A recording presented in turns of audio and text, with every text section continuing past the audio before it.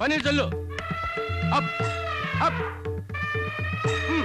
చల్లు పన్నీర్ చల్లు. ఎవర్రా మిమ్మల్ని మావిటిల్లు చేసింది? ఆ కర్రీ లేవు, నేను వచ్చాక పన్నీర్ చల్లిస్తాను. చల్లు చల్లు పన్నీరు.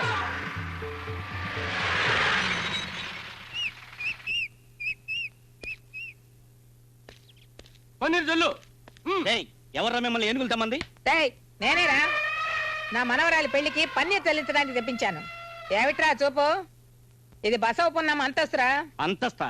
అయితే భోజనాలు కూడా వాటిని వడ్డించమని చెప్పు. మొత్తం తినేసి వచ్చిన వాళ్ళని తరిమి కొడతాయి, అప్పుడు తెలుస్తుంది మన అంతస్తు. పోరా పిచ్చి సన్నాసి. చల్లు పన్నీరు, చల్లు పన్నీరు.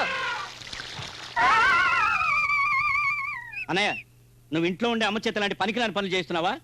నేనేం చేయనురా, ఆ ఏనుగులకు బదులు పన్నీరు జాలమంటే నేనే జల్లుతా. వద్దులే, ఇక్కడే కూర్చొని కండలు పెంచుకో. ఒరే భద్రం, చచ్చిపోయిన నాన్నే అమ్మను సరి చేయలేక చచ్చిపోయాడు, ఇక ఆమెకు పుట్టిన మనమెంతరా? మీరేం కంగారు పడకండ్రా, ఆ ఏనుగులు తెచ్చేటప్పుడు వాటి చెవిలో కిలో దూది పెట్టించా, అందుకే అమ్మ ఎంత అరిచినా వాటికి వినపట్లేదు. బ్రహ్మాండంగా ఉంది. ఏనుగు చెవుల్లో కాదురా, మీ అమ్మ చెవుల్లో పెట్టండి దూది, సన్నాసులారా. జానకి పెళ్లికి ఏనుగులు మందుగుండు సామానే కాదురా, వారం రోజులు సంతర్పణ చేస్తాను.